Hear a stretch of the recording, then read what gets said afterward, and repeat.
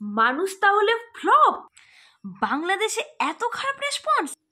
Hello guys, I am Rian, welcome back to my channel. তো মানুষ বাংলাদেশের রেসপন্স কেমন?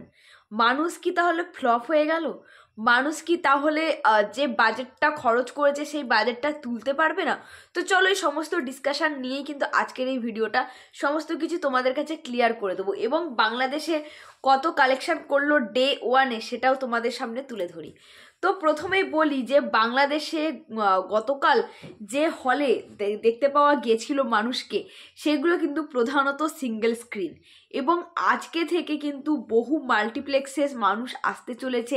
প্রায় 20, 21, 22টা কিন্তু মাল্টিপ্লেক্স অ্যাড হয়েছে, এবং সেগুলোর পরে বোঝা যাবে ঠিকঠাক মতো যে মানুষ কীরকম রেসপন্স করলো এবং মানুষ কতটা কি বাজেট তুলতে পারলো বাংলাদেশ থেকে। তো অ্যাপ্রক্সিমেটলি কত করেছে সেটা তো অবশ্যই তুলে ধরবো তোমাদের কাছে। তার আগে বলি যে মানে কীরকম কি মানে কালেকশন করেছে সেটা আগে তোমাদেরকে তুলে ধরি।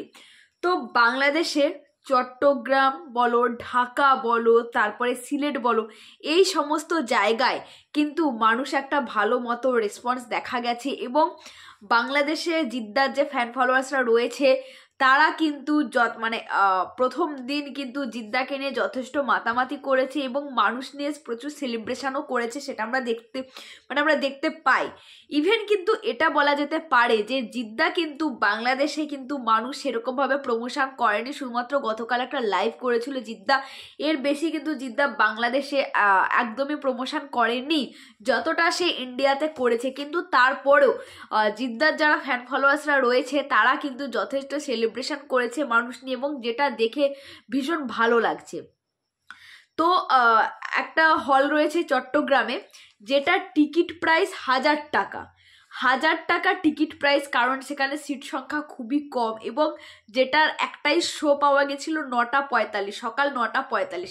শীতকালের সময়ে সকাল 9:45 মানে তোমরা ভাবো, যেটা চট্টগ্রামে হলটা, সেই হলটা কিন্তু রীতিমতো হাউসফুল গেছে, পুরোপুরি হাউসফুল গেছে। এটা একটা দুর্দান্ত বিষয়।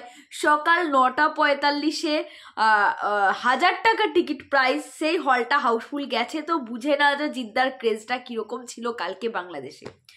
এবং আজকে থেকে কিন্তু প্রচুর মাল্টিপ্লেক্স অ্যাড হচ্ছে, প্রায় 20-22টা তোমাদের বললাম। সেইগুলোর পর পুরো ভালো মতো বোঝা যাবে আগামীকাল বোঝা যাবে, রিপোর্ট পাওয়া যাবে যে মানুষ কীরকম কি রেসপন্স করলো আজকে সারাদিন। তো কালকের অনুযায়ী মানে ডে ওয়ান কালকে অনুযায়ী মানুষ কিন্তু প্রায় কালেকশন করে ফেলেছে 20 লক্ষের কাছাকাছি। এইটা হয়তো একটু এদিক ওদিক হতে পারে, কিন্তু আলটিমেটলি কিন্তু 20 লক্ষ টাকার মতো কালেকশন করেছে বাংলাদেশ থেকে ডে ওয়ানে।